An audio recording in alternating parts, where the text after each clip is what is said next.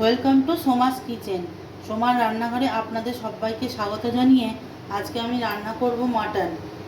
তো মাটনের পাতলা ঝোল রান্না করতে আমাদের যা যা লাগছে সেগুলো হলো, এখানে আমি ডুমো করে আলু কেটে নিয়েছি, এখানে আমি কুচি করে পেঁয়াজ কেটে নিয়েছি, এখানে লাগছে মাটন, খাসির মাংস নিয়ে নিয়েছি, এখানে আছে আদা রসুন আর শুকনো লঙ্কা বাটা, লাগছে হলুদ গুঁড়ো, ধনে গুঁড়ো, কাশ্মীর রেড চিলি পাউডার, জিরে গুঁড়ো, নুন, সর্ষের তেল, চিনি, এখানে লাগছে টমেটো কুচি।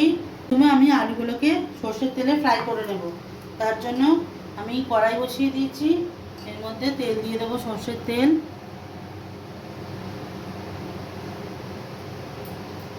তেলটা গরম হোক, আমি এই আলুগুলোকে ফ্রাই করে নেব। তেল গরম হয়ে গেছে, আমি এই তেলের মধ্যে সামান্য নুন আর একটু হলুদ দিয়ে দেবো, এতে করে আলুর রঙটা বেশ ভালো লাগে দেখতে।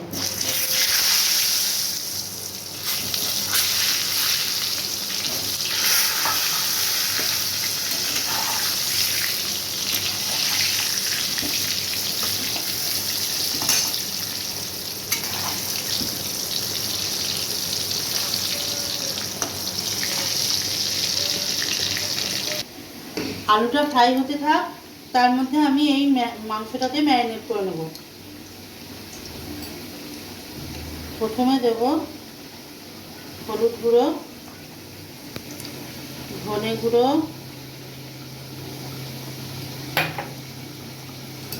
জিরে গুঁড়ো, কাশ্মীরি রেড চিলি পাউডার,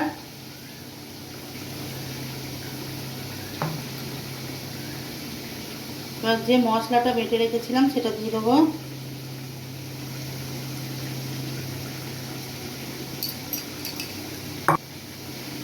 স্বাদ অনুযায়ী লবণ, একটু কাঁচা সর্ষের তেল,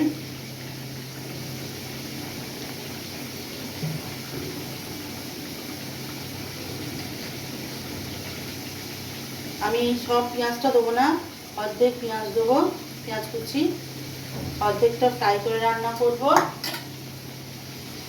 এরপর আমি হাতে করে এটাকে ভালো করে মাখিয়ে নেব।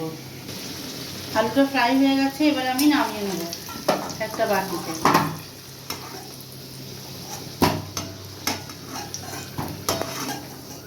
মাংসটা ম্যারিনেট করা হয়ে গেছে, এবারে 30 মিনিটের জন্য এটাকে ঢেকে রেখে দেব। এবারে ওই তেলেই আমি চিনি দিয়ে দেবো, একটু তেজপাতা দিয়ে পেঁয়াজগুলোকে দিয়ে দেবো।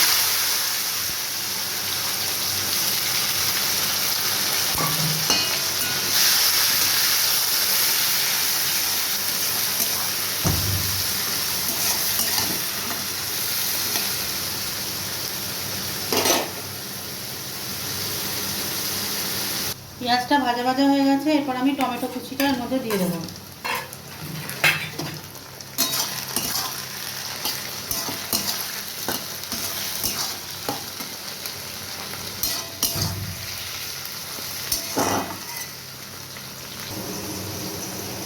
মাংসটা ম্যারিনেট করা 8 ঘন্টা হয়ে গেছে, এখানে আমি পেঁয়াজ আর টমেটোটাকে ভালো করে ফ্রাই করে নিয়েছি।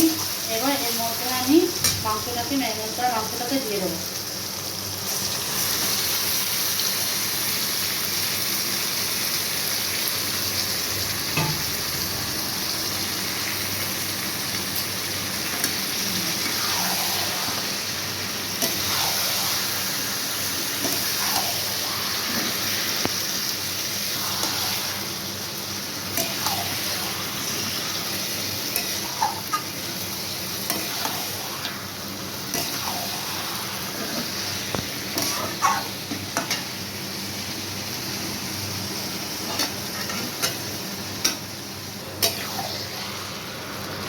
মাংসটাকে ভালো করে কষিয়ে নেব।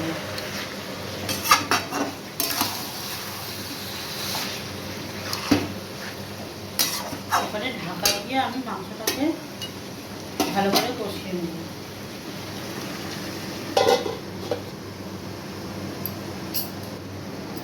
এবার ঢাকাটা খুলে আরেকবার নাড়িয়ে নেব।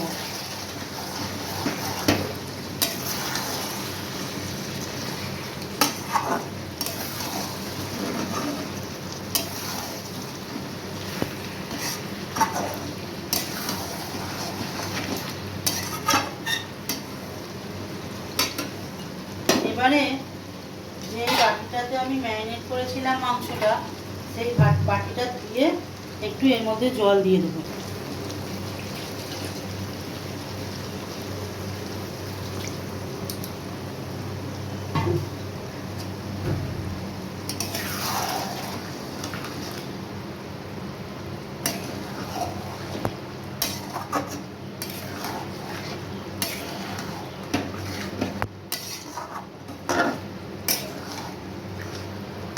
নাড়িয়ে নিয়েছি, এবারে আবার ঢাকা দিয়ে দেবো।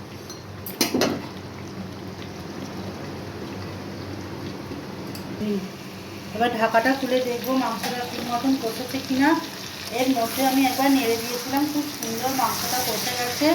এরপর আমি এর মধ্যে আলু দিয়ে দেবো।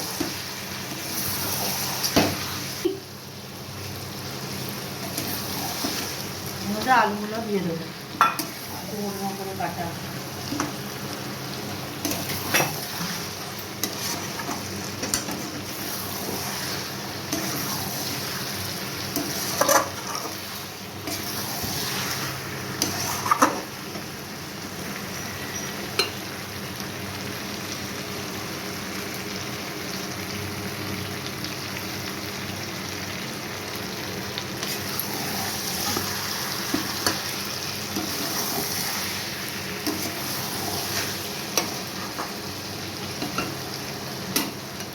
মাংস, আলু, মশলা সব কষানো হয়ে গেছে।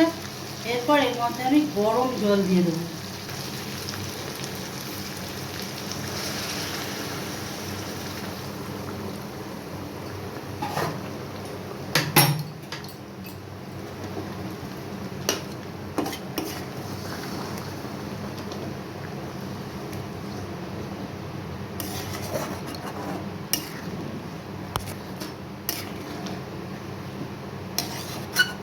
জল দেওয়া হয়ে গেছে। এরপরে আমি এটাকে কুকারে 3টে সিটি দিয়ে নেব। কুকারে দিয়ে এবারে আমি ঢাকনা বন্ধ করে 3টে সিটি দিয়ে নেব।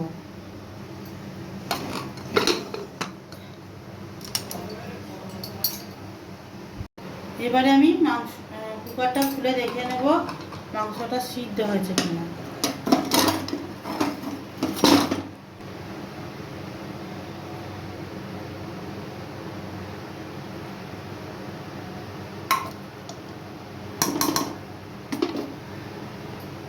মাংসটা আরেকটু সিদ্ধ হতে বাকি আছে, আর ঢাকনাটা চাপা দিয়ে আর একটা সিটি দিয়ে নেব।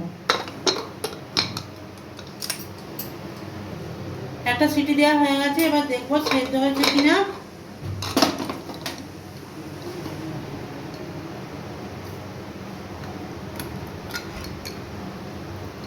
খুব সুন্দর সেদ্ধ হয়ে গেছে।